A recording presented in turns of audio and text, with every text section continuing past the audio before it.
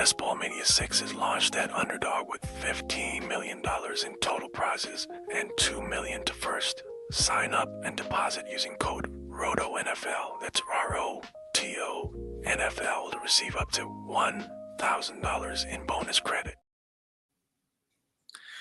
A nice whispery, genteel, jazzy intro to our show this evening. What's going on, everybody? I'm John McKechnie. That is Mario Puig. Welcome on into this special edition of the RotoWire Fantasy Football Podcast. I guess we're live streaming. We're streaming, folks. We are going to be streaming.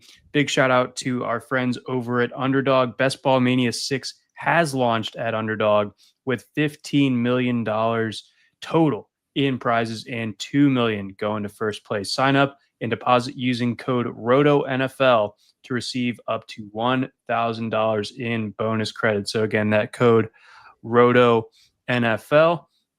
This evening, Mr. Moneybags over here, Mario, is entering the $25 entry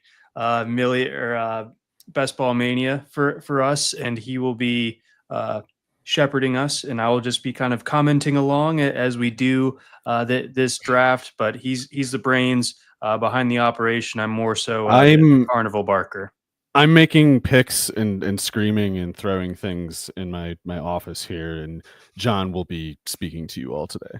Yeah, so that's kind of the lay of the land for this show. So Mario, what's the latest over there? Are we in a lobby yet? We're in a lobby. We're waiting on 3 people for the 30-second variety. There's the 20-second, the 30-second, and the 8-hour picks. If you're trying to find us in the 20-second or the 8-hour one, you're in the wrong place. You got to go to the 30-second one. That's where the easy money is, or at least the one out of 12 is easy to beat in that. Yeah, it's good. It's good to boost your odds that way. So yeah, just jump on in that 30-second pick clock room, and off we go. But in the meantime, John, I do have my exposure rates pulled up for the various players. So the Hollywood Brown of this year, that kind of thing. Love it.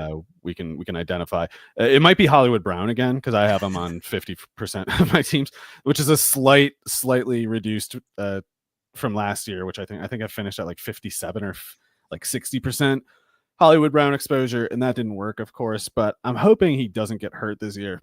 The bigger threat to maybe be the Hollywood Brown of this year is De'Ami Brown, who I have taken on. Let's see, I've done 14 drafts apparently in the Best Ball Mania, and I have De'Ami on. Let's see, if I can, whatever. Oh, I have 11 out of 14. I have De'Ami Brown. Oh man, those are generally in the last round or the last 2 rounds. So that's how I'm rationalizing it. With Hollywood Brown last year, I think I was taking him in like the 8th or 9th or something like that. Right. So don't get me wrong. I'm hoping they both do well. I'm hoping that if it works out for me, it's not because I paid just little enough for De'Ami and Hollywood this year. But yeah, I'm ostensibly there. In theory, one of these times I need to do a draft where I get my exposure rates in check. So let's see if I can resist drafting the Browns in this one. I don't know. I feel like the people want to see you go on brand, but I got a lot of Trevor stacks, so I got that's another reason. I do take De'Ami as a standalone pick sometimes, just because it's the last round, and I'm like I don't like anybody else around here, but have Trevor on 42.9. So it's the six out of the 14 teams I have Trevor so far. Okay, so that's some serious belief, and Trevor's usually going like the 12th round. Yeah, I'm not paying too much for him either, so that's kind of why I'm going aggressively at it. I'm not taking it for a given that he's going to be more expensive later on, but I still think at the very least where Brian Thomas and Travis Hunter's ADPs are, it dictates that Lawrence is going too late generally. Because those two, I tend to agree with that. You got a guy in the top 12 or whatever, and then you got another in the top 40. So why is the quarterback going in the 12th, 13th? And I don't know how people have kind of like just gotten bored or something or lost the faith in Trevor Lawrence. I mean, he's had kind of an impossible hand dealt to Got a him as lot of far as like haters. the coach, right? And I mean, we're just waiting. We're just playing the waiting game, you and I. I feel like it's going to pan out starting once again this year, and I think that the Jags will be kind of like back on schedule to looking like the team that we thought they were in 2022, or get Mm, into like late pre-collapse mm. in 2023. Sorry, I think we got a little bit of a lag, John, but yeah, I think that the Jaguars can be a not that great team and still take that division this year, and I think a Trevor breakout narrative would suit that very well. No doubt. So yeah, we're waiting on one person here. Let's see how that goes. All right. We got almost 300 people watching this. Somebody, go ahead, jump in. That's 1 out of 300. It's counting us though, isn't it? So it's like, oh, there we go. So thank you, whoever was definitely watching this and just clicked into the trap just now. That's what's called a call to action. Yeah, there we go. I heard about that once. I'll figure it out what it is later. So here we go. I got the 5th pick, and let's see if I can figure out these gizmos. I can filibuster for a moment. If you're I'm trying to load the draft board, and something's going to show up on the screen. Maybe close your eyes for a second, just in case I click the wrong tab. Here we go. Oh yeah, John, is that okay? Is this allowed? We're there, man. We are there. Nice. I'm seeing you with the 5th pick. Beautiful. Excellent. I feel like I've done my job already. I think I might just auto pick this and let you talk to the folks.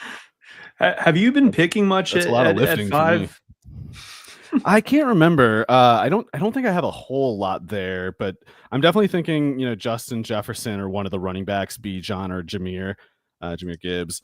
So if Saquon falls a little farther than usual, that would put me in a tough spot because I don't know what to think about him. That huge workload last year. There's definite regression or highly likely regression incoming, and I don't have the right. I don't have like a strong sense of where the right line is to land there. So I've hoped generally that Saquon. Okay, there he goes. Saquon went 2nd, so it spares me the having to make like a courageous decision because I hate to have to do that. But so Jamar Chase, Saquon Barkley, the first 2 picks. I'm thinking either Jefferson or a running back.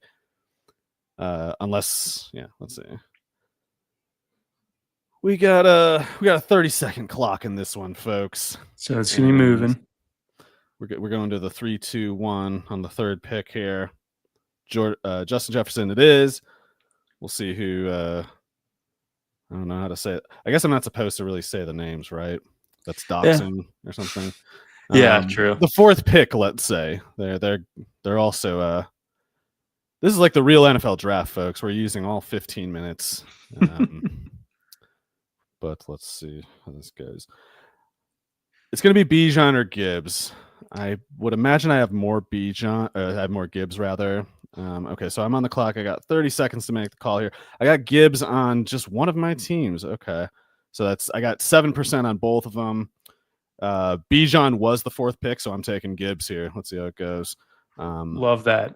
I'm big on Gibbs at 5. Like I've been comfortable taking Gibbs as early as 2, frankly, this year. I think that there's a really good chance that he ends up as RB1 this year. I think getting him at 5 is a great value. Love Bijan this year, but maybe it's kind of a dullard take, but I'm a little bit worried about the things that everyone is pointing out when it comes to Saquon Barkley and investing the 2nd overall pick in him. I think there is some validity to it. So, sort of just when I'm targeting guys early on in drafts, like my principle is oftentimes like, have we seen their best season yet? And could it be this year? And I think in Gibbs's case, no, we haven't seen it yet. And yes, it could be this year. Yeah, I think we've mentioned it a handful of times, not just on the podcast this season, but even when we were talking about Gibbs as a prospect. This is a running back who maybe not this year, maybe not any particular year, but some year I think he's going to have an 80 catch season. Jahmyr Gibbs could easily be like a peak Austin Eckler, I think, but the only thing stopping him is he's too good of a runner. So Eckler like almost specialized as a route runner for a stretch there.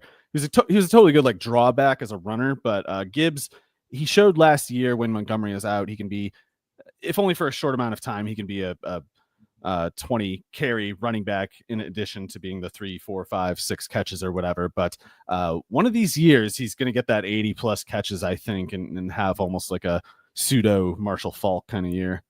I think so too. And maybe fantasy production wise, another guy you could comp it to is Christian McCaffrey, and our guy Henry in the chat is bringing up the point that I've definitely noticed a good bit of late as well. I actually grabbed my first share of this guy of Christian McCaffrey earlier on. Nice. This morning on Monday. I grabbed him, I think, like 9th overall in a draft. And I've seen him, kind of routinely creeping into the late part of the first, late part of the first, as opposed to being more of like that early second guy just a few weeks ago. So can you, once you put your pick in, just kind of like rationalize what it may be that's causing during a sort of dead time of the year, McCaffrey coming up a little bit in a part of the draft where it's hard to make a move upward?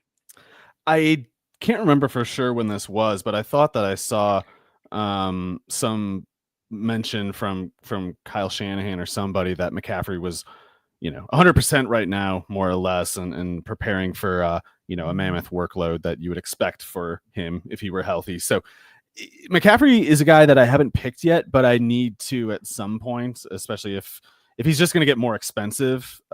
It's one of those things where you just got to get over it and get a couple shares, because we know what he can do if he stays healthy. Yeah. You don't want to have zero exposure. And I think that also there's something I've noticed this year where the Niners are kind of nicely stackable. And if you can get like the true tip of the spear of that stack in McCaffrey, get the best part of it. A couple rounds later, grab Kittle, grab your receiver of your choice. They're all kind of clustered between Juwan Jennings, Ricky Pearsall, and Brandon Ayuk. And then, grab Purdy in like the 9th round. That's all like very doable with how the board shapes up right now. And it's something that I like. I love an attainable stack, and it's not one where, in the 49ers case, like, it's not like you're really dumpster diving, but you're not getting like the, what it was perceived as like the premium stack that you could have possibly gotten like the last couple of years. Yeah, last year in particular, it was the most expensive. The 49ers were the most expensive that they could get. So getting more or less the same players, Debo aside. I was hoping to get Garrett Wilson there. I took, not to go too far ahead, but I took A.J. Brown in the 2nd round. And now I got to figure out what to do on the clock here. I took A.J. Brown, Jahmyr Gibbs in the first 2 picks. What am I going to do? I'm going to go with Devontae Adams here. It's not, I really wish I could have. I wish I could have gotten Garrett Wilson. I'm really, really big on Garrett Wilson this year, but I shouldn't complain too much about Adams, because even if he's kind of declining, he can get one target per like 2.5 more snaps than last year, and still project as a potential 100 catch receiver. So I'm crossing my fingers that that's what happens for this particular roster, at least. Yeah, I think Stafford has one more like kingmaker type of season in him. And in Adams' case, like he doesn't have to worry about constantly being doubled. He's gonna have Puka Nacua like scaring defenses on the other side. There's just a lot going and a lot of reason to be optimistic about this Rams offense. And I think that Adams, for as kind of uneven as the first half of the season went for him last year, like once he kind of found his footing in New York again with Rodgers and everything, he has some monster games down the stretch. Like I think he's still got the goods. Yeah, again, he was targeted something like once every 6 snaps last year. So even if it's like once every 8.5 snaps this year, if only because the Rams don't have a lot of targets going to the tight ends, they don't project to have a especially active wide receiver 3. I do think McVay is prepared to make that a narrowly channeled usage tree in that offense. Basically, it's just Puka, Devontae Adams, or Kyron Williams, pretty much, and with only a few exceptions. Yeah. So but we love an offense that is fairly predictable, fairly reliable as far as where the targets are going to be going on a week to week basis, and so you bake in that consistency on top of the fact that Adams can give you great efficiency with it, and I think you're looking at like a pretty good starter kit for what's going to be another good season for him. So now at this point, you've got one running back, sort of a theoretically an anchor running back or a hero running back, however people like to say it.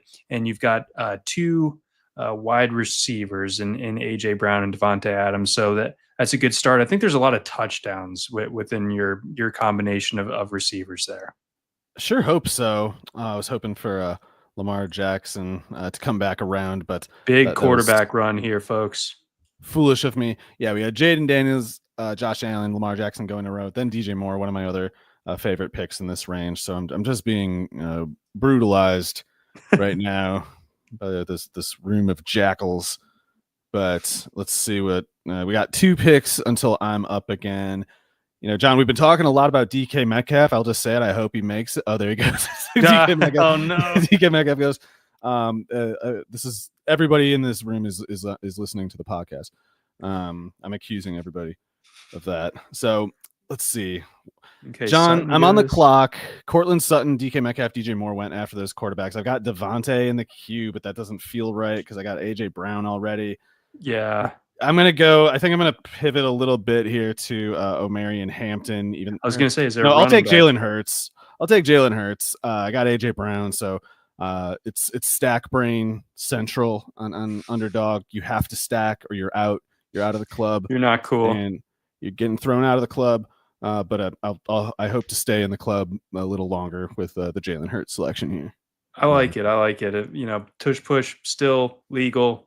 A lot of rushing touchdowns that he's going to have. And, I think as far as, what you're saying about the Rams and how channeled, the offense is between just a couple of targets, I think something pretty similar can be said about the Eagles. I think there's a decent bit less passing volume, but you still know that AJ Brown's going to be like the first read more often than not.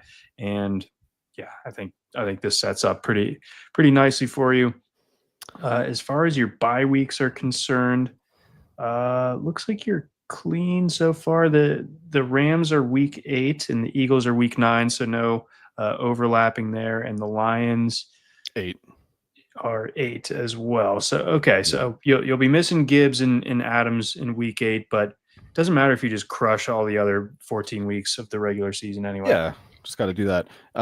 John, we were talking on the podcast a bit how that range of the wide receiver ADP, DJ Moore, DK Metcalf, how we in Devontae Smith in there too. It's like we liked those 3 guys and not really the others. The others being Travis Hunter, Xavier Worthy, Cortland Sutton, Jamison Williams. So I now that I had a couple seconds to think about it, I'm glad I took Hurts. I wouldn't have had a problem at all with Devontae if I hadn't already taken Brown, but yeah, since I took Brown already, I figured. I'm content with the pairing of the Eagles, or if I'm going full stack, I'd rather spend the price on Goddard as the second component rather than both Brown and Devontae. But not because I doubt either receiver. It's just there's only so much to go around. So coming up next, you've got 3 picks, you've got a running back, and then 3 picks have gone since then. Is there a running back that might catch your eye coming back or around? Is this like maybe a sweet spot for an Alvin Kamara? Have you been drafting him much? I've been taking a decent amount, but who I haven't taken at all is James Cook, and his ADP is at 42.5. Maybe I should take him. We're way past that. It would be 10.5 spots past ADP. Oh, there we go. So I keep getting worried about these scenarios, and I get myself stressed out, and then it just doesn't even happen anyway. So, John, I'm gonna probably take Zay Flowers here. I'm thinking between him and Waddle. I do love Waddle. I think he's a great player, but I still think Tyreek's really, really, really, really, really good, and I don't think the same of Tua. So let's take Zay Flowers here and see if I can withstand the wide receiver run that happens between every single pick.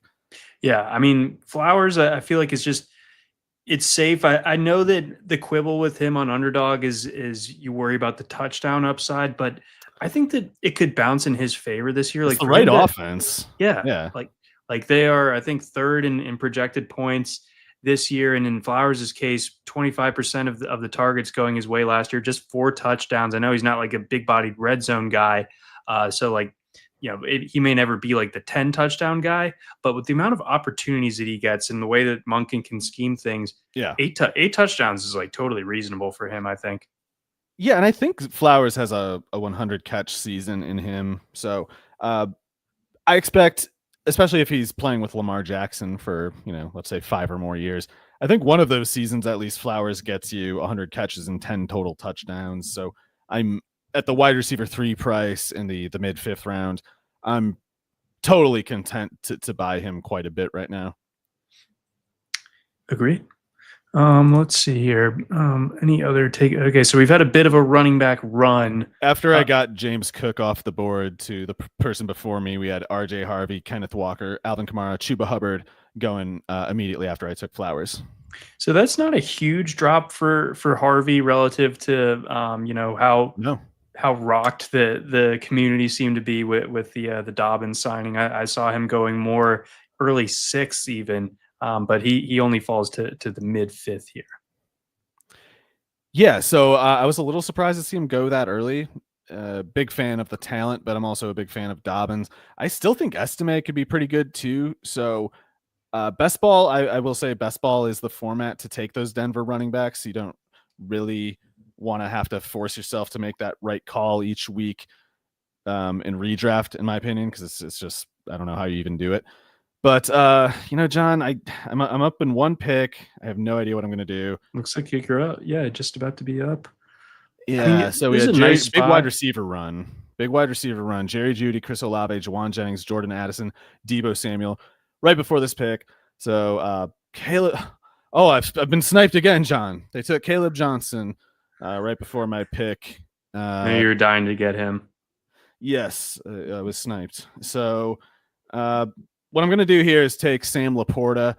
I don't have like a great, don't have a great deal of conviction in it. I was really thinking about Burrow, but I don't have any paired components to go with him. I really was thinking about Burrow, but I do like to have a Laporta or better kind of tight end 1. I'm okay with Evan Ingram as a tight end 1 also, or TJ Hawkinson, but sometimes you can't have the fallback option. Sometimes it's like, you got to take Laporta in the 6th round, in this case, the 68th pick, or you have to prepare to end up with like Mark Andrews as your tight end 1 or something.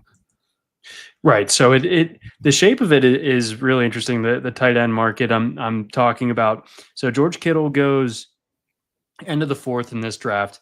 Laporta is the next tight end taken almost at the end of the 6th. And like I would imagine that Hawkinson probably doesn't go until late 7th, I think, like at best. So so it's like if you don't take Laporta at the going market rate, sometimes I sometimes have to reach for an Ingram or whoever, because I do hate to miss that cliff and end up with like Jonnu as my tight end 1. I think Jonnu could rake if he was used correctly, but that hasn't happened except for last year. Every year other than last year, they misused Jonnu, so I don't really want to. And if he gets traded to whatever worst case scenario, it could get worse yet. Yeah, so something to bear in mind with your tight end strategy in particular. Yeah, it'll be tricky for Jonnu Smith to completely replicate last year. What he did last year was sort of reminiscent. Sorry, they took Keyshawn Judkins. I was hoping Judkins was going to make it to me. Oh, that'd be nice. That would have been nice. It didn't happen. Sorry, you were saying something. Although it sort of reminded me of like the Evan Ingram 2023 when everyone got hurt on Jacksonville. So he just got like 12 targets every single game. That's sort of what Jonnu's season felt like to me last year. Yeah, I mean, I'm a true believer. I really think Jonnu Smith is one of the best pass catching tight ends in the NFL. But the objective, track record at this point is you could almost accuse him of just being another Gary Barnidge or Tyler Higbee or whatever. John, I have not made this pick yet that I can remember anyway. Stephon Diggs I just took in the 7th round. Who knows? Maybe he won't even be on the Patriots. I haven't followed that whole thing, whatever that was. So I think he's fine. It's blown over. It's okay. You can do whatever now. Nobody gets suspended anymore. As long as you just keep appealing your court case forever, it's just you wait till retirement and then you get suspended. Appeal till he's fully past his prime. Yeah. Not this year, not while I'm drafting him. That'd be stupid. So yeah, right now, just a quick recap. I got Jalen Hurts, AJ Brown paired. My one running back is Jahmyr Gibbs, who I took 5th overall. And then at wide receiver 2, Devonta Adams. Wide receiver 3, Zay Flowers. Wide receiver 4, Stephon Diggs. And I know Stephon Diggs is kind of a mess, and I don't expect it to be like a consistent product this year, but I still can't help but notice that he was targeted rapidly on a per snap basis last year, albeit it was from the slot. The Patriots might not have that many slot reps because they might run a lot of 2 tight end kind of stuff, but I just don't know who else is drawing targets. It's not Mac Hollins. I almost expect Hunter Henry to be the potential second leading pass catcher on that team. So Diggs, I think, should get a healthy target count this year, or at least I think I'm willing to take that plunge in the 7th round, right after Matthew Golden. So I have Diggs well ahead of Golden personally. Yeah, I like the projection for Diggs a good bit more. I think that you're getting a guy who I think the Patriots on paper want to be like their number one receiver, at least for this year. And you have a guy in Drake May who I think is going to take that step forward in year 2. I thought he showed tons of promise, not only as a prospect, but last year with pretty rough conditions around him. Sorry, I got to scroll down my draft board here. No one knows who's being picked right now. It's true. There we go. All right, we got some scrollage. All right, so now we got some clear runway ahead of us. We got a run here going. Podcast mentionee Jordan Mason coming off the board in the 8th. Got guy at the pick 12 going 3 running backs in a row with James Conner, Pacheco, and Brian Robinson at one stage there. So at this point, your loadout, you have hero running back. Yes. Wow, true hero, right? That you have not taken a running back since the 1st. Correct. Yeah.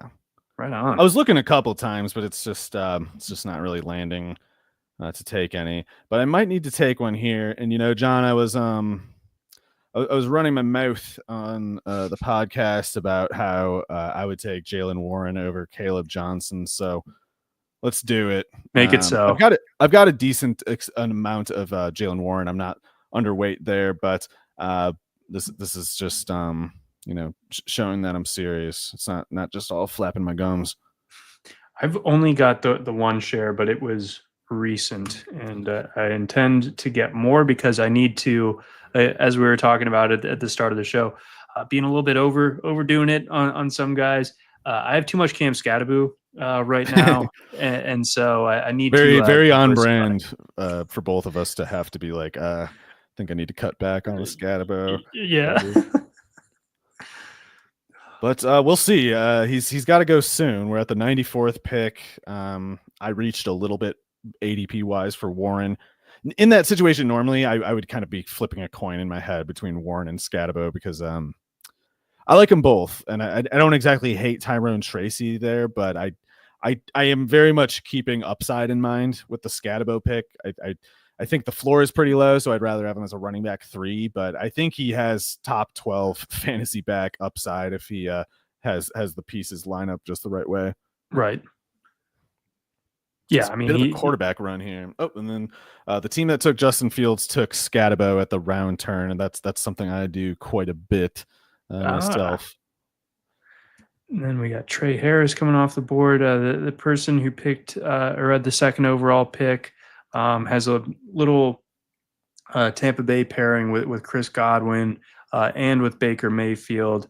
Weren't able to get the Emeka Ibuka component to it. Also an interesting kind of room challenge, if you will, where Cam Scatterbo goes with the first pick of the 9th round, and Tyrone Tracy, his teammate, goes 2 picks later. So, John, I'm just on the clock right now in the 9th round. A few of my guys are on the board, and I don't know how to handle this because I hate to pass on any of them. I know they're going to go in my time in between, but I'm going to try to be like both premium expense and kind of trying to cut a corner at tight end. I'm gonna take Evan Ingram here. Here we go. My tight end 2, and I'm hoping that between Ingram and Laporta, I don't need a tight end 3. I know I'm taking on a lot of injury risk there, but I'm hoping to get a 2 quarterback, 2 tight end build here. So I'm kind of inviting a lot of injury risk at those 2 positions, but it's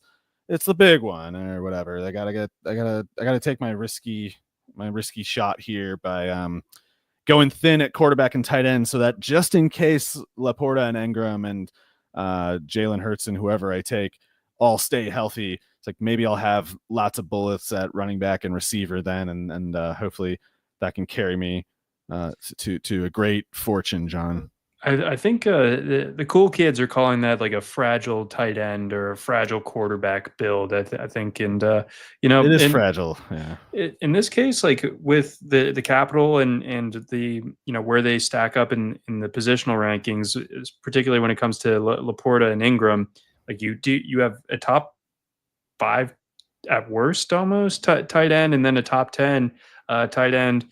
In addition, I think they could be like 4 and 5 or something like that. I'm really high on Ingram. I'm drafting a lot now because I think I could imagine his price getting a little more expensive soon. And I'd if it comes to that, I would like the option of kind of just being like, okay, I guess I was already well situated as far as that exposure goes. Let's scroll on down. There we go. Is that zoomed in enough, John? I think it's looking good now. Okay. Cool. Yeah, it was kind of cutting off the 12th pick if I zoomed in any further. But Bateman just went. That's someone I've been taking quite a bit. ETN was everyone knows this. ETN was who I was considering along with Ingram at the 101st pick. So Travis Etienne goes 109th. I think that's a good pick for that team. But I am biased. I always think Etienne's a good pick. Yeah, I can't. Especially when I take him. Can't get rid of the imagery of ETN just destroying it at Clemson, and I'm waiting for it to finally show up. There have been the moments, no question about it. So it's fun how the Giants and the Jaguars kind of have these ADP toss-ups in their backfield where people are. The camps are forming. Are you team Tracy or team Scatterby? Are you team ETN or are you Tootin? Or are you the enlightened guy in the third pew that's a Tank Bigsby guy? They all suck. Yeah. Yeah, that's probably the answer, but we have to delude ourselves into other notions because we gotta. Okay, I'm gonna do a reach. Of course, though, according to it's all within the brand parameters. It's not anything. It's nothing you haven't heard of, John. But I'm gonna take Trevor Lawrence more than a round early, just because I have no real backup plan at quarterback, and I don't want to have to think about it. So you don't want I'm not gonna think about it. I'm gonna take Trevor at 116, sparing myself effort and stress. Let's see. So I'm pretty thin at running back still. Of course, I'm not taking any more quarterbacks. I only got 2 running backs. It's Jahmyr Gibbs, Jalen Warren. So it's the hero build. I need to start taking my swings for those more long shot running backs. But they got to be the right kind. They can't just be any running back. They got to be just the right profile, just the right opportunity level. But the pickings are getting slim, so it's going to be easier said than done. When I chose to take Ingram over ETN 2 rounds ago, I set myself kind of on that course, that sort of pinch at running back. Made it worse by taking Trevor there probably, but I just wasn't moved by the running backs on the board enough to risk, ending up with like Geno Smith as my quarterback 2 or whatever might have happened. That would have been an issue. So yeah, the quarterbacks, JJ McCarthy, Brock Purdy just went. Maybe I was right to take Lawrence. It's a decent value on Purdy. I mean, I feel I he like doesn't- all these quarterbacks. Honestly, I like Dak in this range. McCarthy, I think, even though he's a total wild card, he has a certain upside scenario that I don't think, if only because I think he'll run more than Darnold did, and I'm even hopeful that he'll be as good or better than Darnold. But we got C.J. Stroud, Drake May going as well. So a lot of 4 quarterbacks went after I took Trevor Lawrence, and one of those teams took C.J. Stroud as their 3rd quarterback, and there goes Justin Herbert. So a lot of quarterbacks went after that. I probably should go running back here, and I like at least a few options here. I'm trying to figure out which way I should maybe a go. little Trey Benson. I was looking between Charbonnet and Ramondre Stevenson, actually. I think I'm going to go with Okay. Ramondre because he's got a little bit higher of a floor, in my opinion. I still think Ramondre is good, and I think the Patriots are going to run the ball a lot. So I like Henderson and Stevenson both, especially for their respective prices, and no qualms taking Stevenson at 125 personally. And the reason I went with a little bit more floor, I would call Charbonnet the ceiling pick because I think he showed last year, and there goes Charbonnet. When Walker is out, Charbonnet can become like a top 8 fantasy back or something like that. I just think, even though I believe Charbonnet is better than Walker, I still think it's going to be hard to get Walker out of the way. And in the case of Stevenson, I think he's going to average roughly like 15 carries per game this year. I just think the Patriots are going to run the ball a lot. Okay. Yeah, I've struggled a lot with what to do with Ramondre. Ramondre was definitely one of my more like high drafted floor type of running backs last year, and I think he still provides that floor, and that's probably what you wanted here. You need like a little bit of a stabilizer with your current build, with him being your running back 3, taken in the 11th. It looks like we've got a bit of a tight end run formulating here. We're not participating in that because our tight end room's already set. I reached for Evan Ingram already. I don't need to do this. Yeah, who is Tucker Kraft? Who cares? But yeah, I usually, I guess more often than not, I take a 3 tight end kind of build because I am leery of the injury risk that those guys take.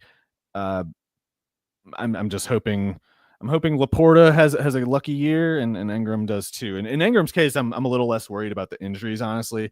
Not to jinx the guy, but I think he'll be more like a Marquez Colston than a true tight end in that offense.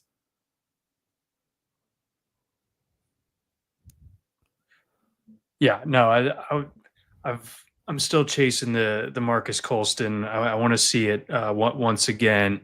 That he was one of my absolute favorites during the Saints. Yeah, he was awesome. Heyday. Hofstra legend.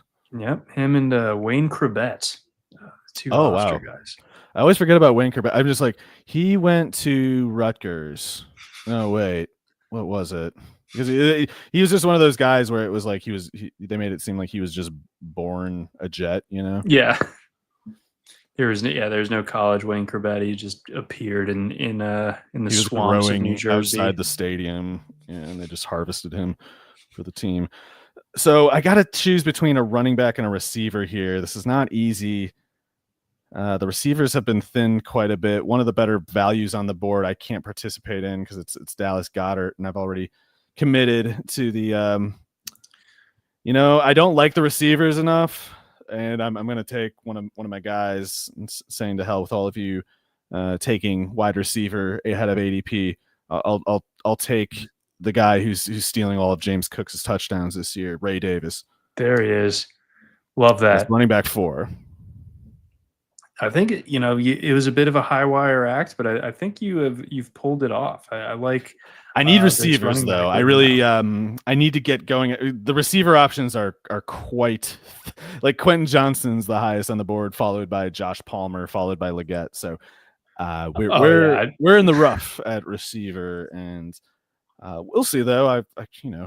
I have my set of guys that I'm irrationally high on, and I'll just I guess keep picking them like I always do. Can't take Hollywood Brown though. Hollywood's gone. I can't expose myself to more injury risk there. Unfortunately, he went at 126, the pick after Ramondre Stevenson. So yeah, what am I gonna do? This is a pickle. Value wise, again, it would be a no brainer. Dallas Goedert. Maybe I should take him as a tight end 3, but I don't hate it. I definitely don't hate it. And Goddard's awesome in my opinion. He's just had some bad injury luck. Let's see. So I'm on the clock. I need a wide receiver 5. This sucks. I hate it when you guys do this. Taking.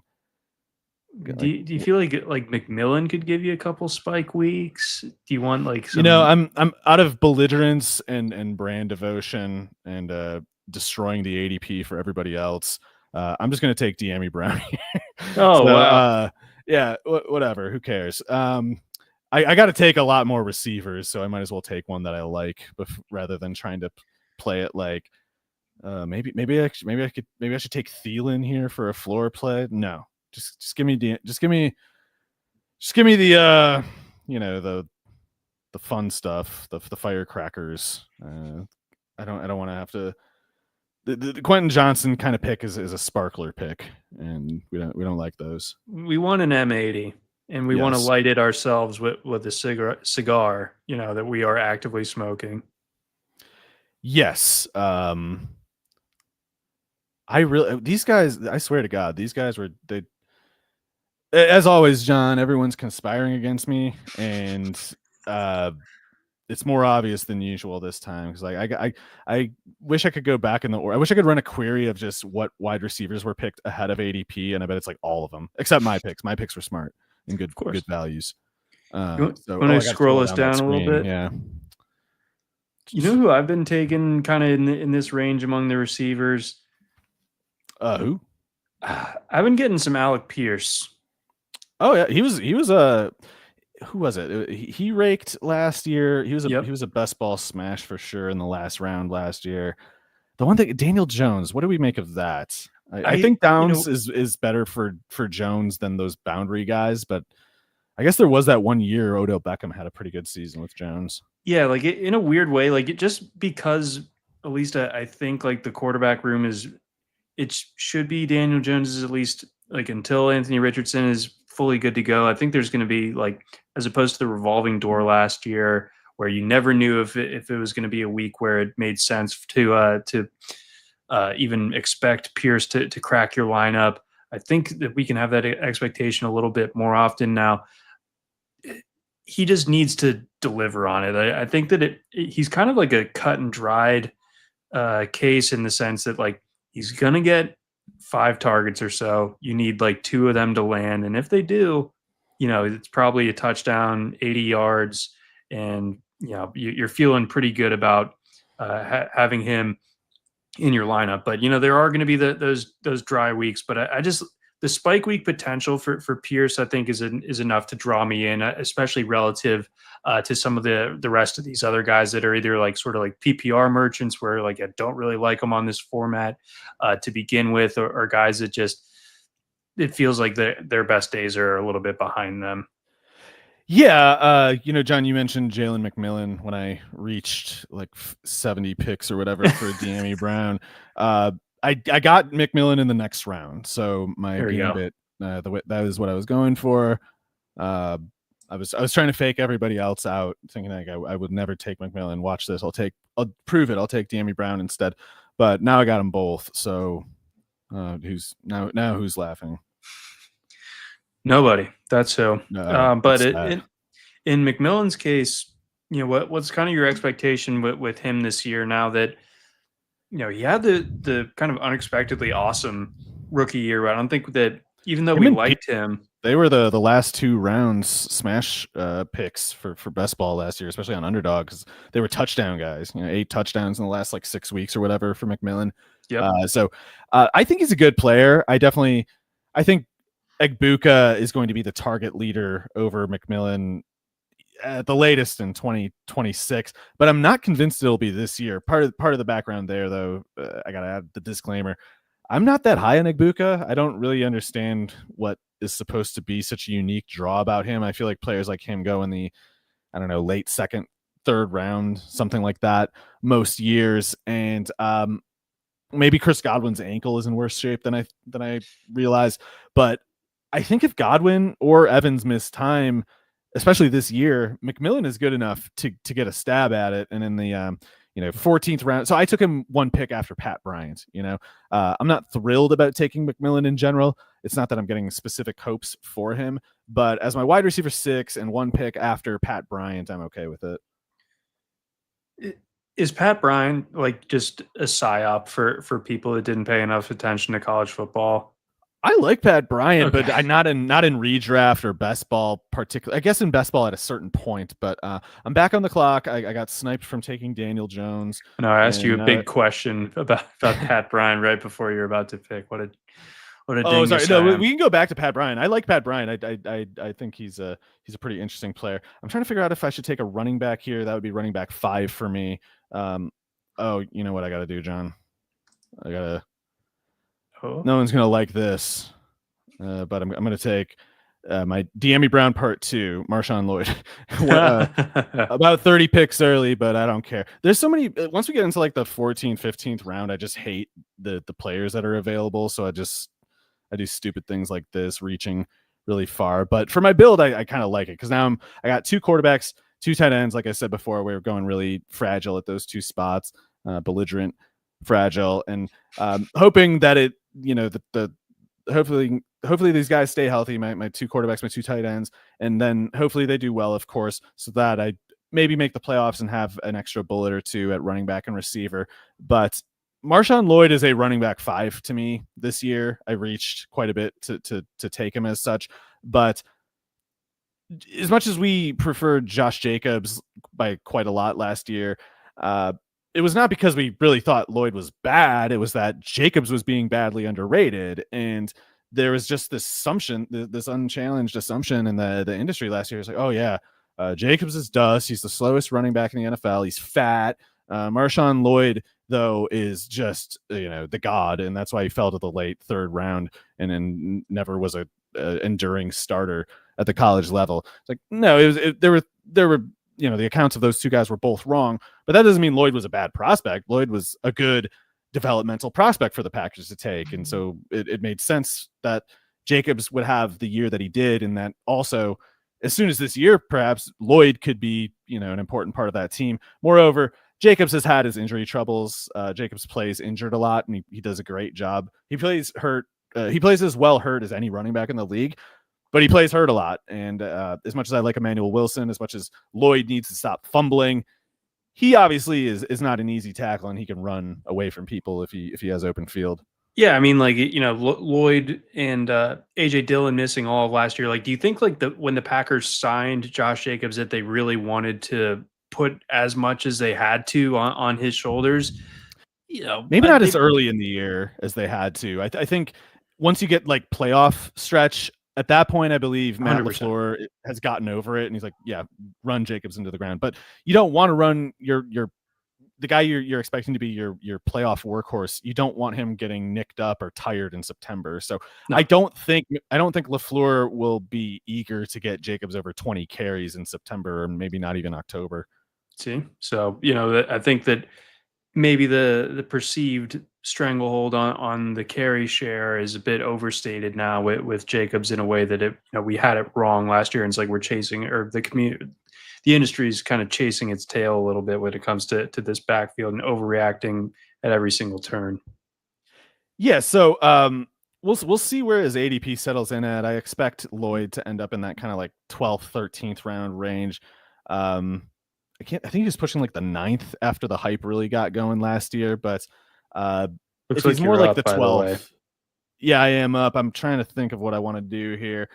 I have way too much DeAndre Hopkins, so I'm going to reach a little bit for a guy we've also been talking about, John, Calvin Austin. I got like 45% of DeAndre Hopkins, and I love DeAndre Hopkins. I really do believe, but one injury, things can go kind of sideways if you have too much exposure. So this is a draft that is very on brand for me, belligerently reaching for De'Ami Brown and Marshawn Lloyd, taking Calvin Austin, who we've been talking about, and of course my staple type guys like AJ Brown, Jahmyr Gibbs. But yeah, I like the way it's shaping up. I can't claim to have any great insight on the analytical odds of the efficiency of each pick or the objective correctness of the build that I'm using. But we, like I said, are going really thin at quarterback and tight end, and I'm just kind of shooting wildly at running back and wide receiver. Ooh, Keaton going in the 16th. I think that's the earliest I've seen Keaton Mitchell That's go a off the good board. guy. That's a good drafter right there. Yeah, new username. A person's a good person when they draft Keaton Mitchell. Correct. And then he follows him up with Krosky Merritt in Washington. So fun. Imagine those two in the same backfield. That'd be wild. That'd be good. Yeah, speaking of shooting wildly, I mean, Ja'Cory Krosky Merritt is like. Did you see that clip of the guy running down the hill for that? There's that British thing where they run to the bottom of the hill for Oh, and he something. totally And sent it. Yeah. he was going like 25 miles per hour, just ragdolling down the hill. That's every Ja'Cory Krosky Merritt play. Just Ever. stunt man. I know I just said I'm not going to take Hopkins, but now I'm at the 197th pick. I do need another receiver. It's almost disrespectful of the room that Hopkins is. Yeah, I'll do it. I'll take Hopkins. you. There we go. So I got the Flowers and the Hopkins picks. The only way it could have been more on brand is if I was able to get Lamar instead of Jalen Hurts. But yeah, I guess that's my like peak brand draft in 2025 is the Lamar, Flowers, one of Bateman or Hopkins, some collection of our approved true running backs. The list that we keep separating true running backs from false ones. If you just stay within those categories like I did here, I'm biased, of course, but I like the way this team's shaped up. Or it's not one of my dumbest ones, so it's how much can I complain? It had plenty of entertainment value. I mean, like I love just acknowledging that, hey, ADP, like once we get past like the 12th round, you're just kind of like you're flying blind as far as if you're like just truly sticking to ADP only. Like start taking your shots. Like if you have like a cluster of guys that you know that you're not drafting, be comfortable with pushing other guys up the board to sneak in there and don't feel beholden to take Wan'Dale Robinson because he's the next best up on the queue. Yeah, especially on here where it's half point PPR. Wan'Dale is I would rather have the guy that I would have taken, John, instead of Hopkins. And I'm almost thinking I should have taken him now. I would prefer Trey Tucker. I think I understand the allure of Dante Thornton and Jack I was going to say, but I think Trey Tucker outscores both of those guys pretty easily. So I really like Tucker in the last round, and you can usually get him there. And this is his third year. Yeah. So this is kind of his time to shine. Obviously Bowers and Jacoby Myers are going to be eating, but I think it's going to be a much healthier passing game generally there in Vegas, and a run game that's credible, so that the defenses kind of have to play them more honestly. And Tucker, we loved the speed coming out of Cincinnati, and I think he will have like the 2-year pro experience leg up on guys like Besh and Thornton. And I don't think Besh is playing much this year. I can think see Thornton. People are starting to like get worried, but I think those people are also the ones that were like overdrafting him to begin with. So I'm on my last pick here. I'm going to take a running back. I'm trying to flip a coin in my head between Audric Estime and Isaiah Davis. I think I'm going to take Estime. I love Dobbins, but I do not trust his injury history, and I think Estime makes the team. So there we go. My running back 6 is Estime. Wow, what a great pick. And now it's I guess I'll just read it off real quickly. I got a quarterback, Jalen Hurts, Trevor Lawrence. At running back, I got Jahmyr Gibbs, Jalen Warren, Ramondre Stevenson, Ray Davis, Marshawn Lloyd, Estime. A receiver, I got A.J. Brown, Devontae Adams, Zay Flowers, Stephon Diggs, De'Ami Brown, who I took 41 spots ahead of ADP, Jalen McMillan, Calvin Austin, DeAndre Hopkins, and then at tight end, we got Laporta and Ingram. Bang. I'll try to scroll up and down real quick here. So give the people some eye candy while I tell the people one more time about Best Ball Mania. So you just completed another Best Ball Mania 6 draft. Best Ball Mania 6 has launched at Underdog, as you guys can see, with $15 million in total prizes and $2 million going to first place. Sign up and deposit using code ROTONFL to receive up to $1,000 in bonus credit. We're going to have the link to that in the show description. If you watch this on YouTube, Yes, again, please do, and thanks for following along. Thank If you. you joined us live, we got a healthy viewership watching us here tonight. You could be watching the NBA Finals. You probably are watching the NBA Finals, but you're also watching two guys hang out and talk Thank about you for forgetting that drafting. you loaded this tab, and Yeah. thank you for not finding it until tomorrow. Yeah. Let's see. Any kind of other lingering thoughts here, Mario, as we round it out? I did not succeed in diluting the exposure rates that I should have. You know, I'm back at like 46% Hopkins, but in De'Ami Brown, I'm like 91 or something. I'm not trying to sabotage his ADP. I'm really not. I just hated the options. This was a very wide receiver aggressive draft. I'm not sure where it must have been like round 7 through 9 or something. These guys went crazy because I looked away for a second, and De'Ami Brown's my number 1 ranked receiver in the 13th round. So that's not the way you want it to go. You'd ideally get your targets without jumping 41 spots in the ADP.